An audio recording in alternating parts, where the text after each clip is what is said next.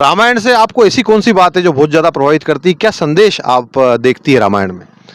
कि मतलब हनुमान जी जाते हैं लंका में और रावण के सिपाही ने उनको बांध लिया था। उनकी पूंछ में आग लगा थी तो रामायण अरे हनुमान जी उठे और पूरी लंका को जला के आ गए और राम जी को ये सारी बात बताई। तो थोड़ा सा रामायण के बारे में आपसे बात करते हैं, करें?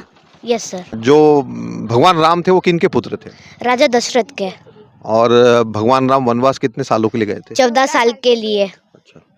और रामायण उनकी भगवान जो राम हैं, श्री राम, उनका विवाह किनके साथ हुआ था? माता सीता के साथ। भगवान राम और ये कितने भाई थे? 4 भाई थे। क्या नाम थे उनके? राम, लक्ष्मण, भरत, शत्रुघ्न। रामायण से आप किस बात से प्रभावित हैं? क्या शिक्षा मिलती है? रामायण से हमें यह शिक्षा मिलती है कि जो हमारे माता पिता हमको जो आदेश देता है हमको अपन को पालन करना चाहिए। क्या नाम है आपका? दीक्षित हाड़ा।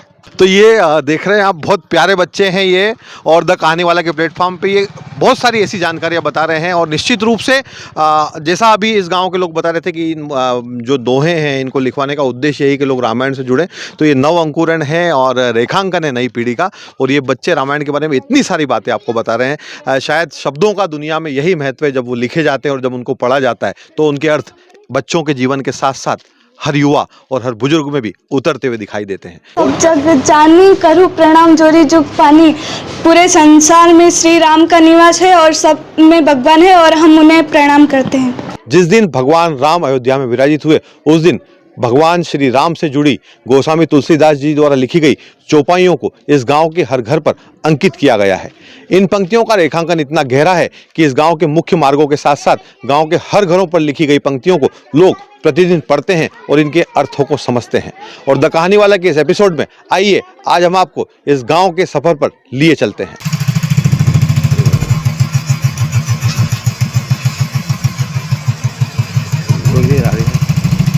हमारे गांव की विशेषता यह है कि हमारे गांव में जितने भी घर है उनमें तुलसीदास जी की चौपाइयाँ हर घर पर लिखी हुई है। उमा कयऊ में अनुभव अपना, सतहरि भगति जगत सब सपना।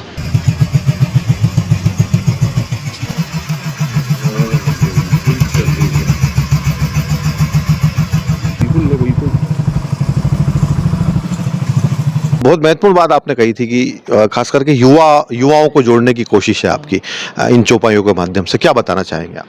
जैसे युवा आजकल की जनरेशन थोड़ी रामायण से दूर होती चली जा रही, तो इस उद्देश्य में गांव की जो 22 जनवरी को जो उद्घाटन हुआ उसके पहले हमारी गांव में एक बैठक हुई थी। उसमें निर्णय किया गया कि कुछ गांव के लिए कुछ करा जाए।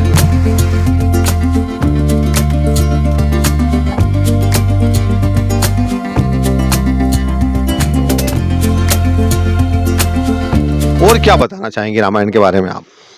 और जो आपको कोई प्रसंग याद आता हो रामायण का ऐसा? हाँ, राम रावण की लड़ाई, सीता को बचाना है, हनुमान ने कसम खाई लंका को जलाना है। जब ते राम ब्याही घर आए, नीति नव मंगल मोद बढ़ाए।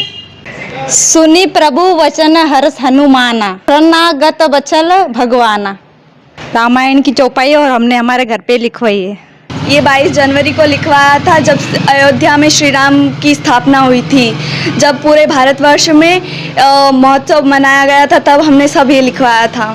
जिस गांव की चर्चा लगातार हम इस एपिसोड में कर रहे हैं उसका नाम है घोसलिया। और घोसलिया में लगातार ये एक अलग तरह की जो चर्चा है, रामायण की चौपाइयों को घर घर पर लिखा है और घर घर के साथ मुख्य मार्गों पर भी इन चौपाइयों को लिखा है।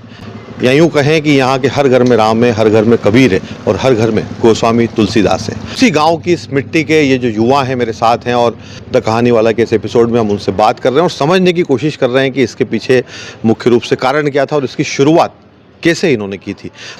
वर्तमान में एक मोबाइल और टीवी की वजह से जो बच्चों में नकारात्मकता या अन्य प्रकार के अवगुण प्रवेश करते हैं, तो बच्चों को मोबाइल और टीवी से दूर करने की बजाय उनमें सकारात्मकता संदेश भरने के माध्यम ढूंढना चाहिए, ऐसा बाबू सिंह जी हाड़ा का मानना था।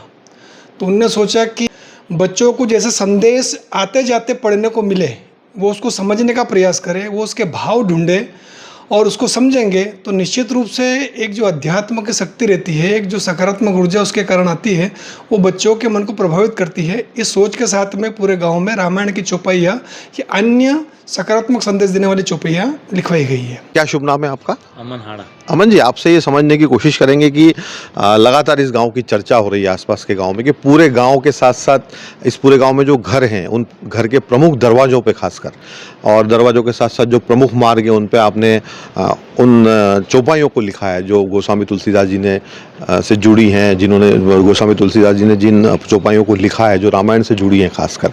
इसकी शुरुआत कैसे हुई ये समझना चाहेंगे आपसे। जब 22 जनवरी को राम मंदिर प्राण प्रतिष्ठा होने वाली थी तो उस समय जो देश का माहौल और जो वातावरण था वो कुछ अलग ही था। तो उस उपलक्ष्य में एक बार गांव में बैठक हुई। बैठक में ये निर्णय लिया गया कि गांव में सभी जो घर है उन पे चौपाइयों का लिखा जाए, दोहों को लिखा जाए, भगवा सभी झंडे लगाया जाए, हनुमान चालीसा का वर्णन एक साथ पूरा गांव करे। हमने दादाजी बाबू सिंह जी हाड़ा का कहना था कि गांव में चौपाइयाँ लिखवाने का महत्व ये है कि हम जब घर से बाहर जाए और घर के अंदर आए तो हम घर में जो लिखी चौपाइयाँ उसका वर्णन करें, जो जिससे हमें लाभ हो, समाज में लाभ हो। हमने गांव के घरों पे लिखवाने के साथ साथ गांव का जो मुख्य मार्ग है उसमें भी उसको केंद्र करते हुए उनमें चौपाइयों को ज़्यादा हमने केंद्रित किया। जो राहगीर गांव से निकलते हैं जाते हैं, हमारे इधर आदिवासी अंचल बहुत बड़ा है, उसमें जाए लोग तो उसको पढ़े, समझे, अर्थ समझे और उसका लाभ उठाए। और एक देश में या समाज में इससे बहुत पॉजिटिव थिंकिंग बने रहती है। जो आज के युवाओं में रामायण को लेके इतना वो ज्ञान नहीं है, वो आजकल मोबाइल में सब लगे हुए तो उन्हें रामायण का इतना ज्ञान नहीं है कि उनको इन बारे में पता चले, वो इन पे ध्यान दे। आज नहीं कल पूछेंगे चौपाई का अर्थ और समझेंगे, और इससे हमें लाभ भी हुआ है। गांव के जो बच्चे बच्चियां हैं वो चौपाइयाँ पढ़ते हैं, चलते चलते बैठे जहाँ बैठते हैं वहाँ चौपाई जो लिखी उसको पढ़ते हैं और हमको अर्थ भी पूछते हैं और हम बताते भी हैं उनको। हम भी बड़े लोगों को पूछते हैं, हमको जो नहीं पता उनसे पूछते हैं और उनका महत्व और अर्थ पता करके हमें अच्छा लगता है। तो जैसा कि आप सभी जानते हैं कि रामायण सिर्फ एक ग्रंथ नहीं है, रामायण एक आचरण पुस्तिका भी है।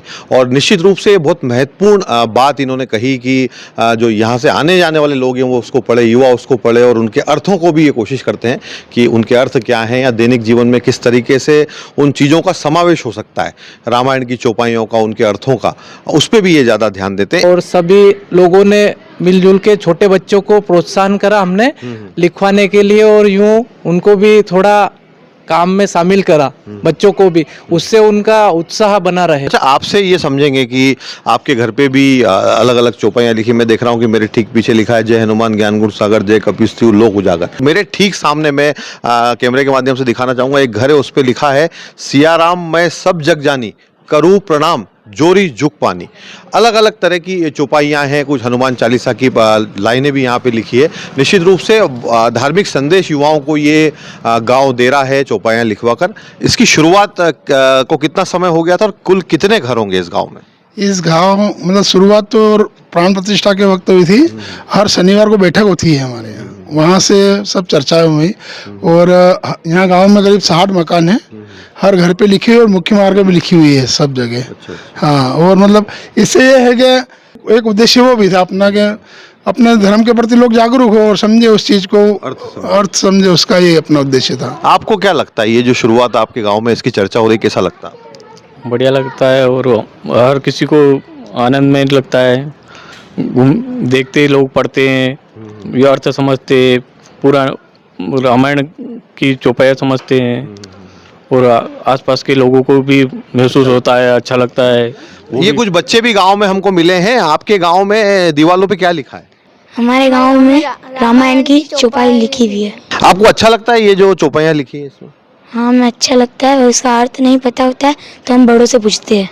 क्या लिखा है आपके गांव ये दीवार पे? ये हो धीरज धर्म मित्र अरुनारी, आपद कल परीखे चारी। धन्यवाद।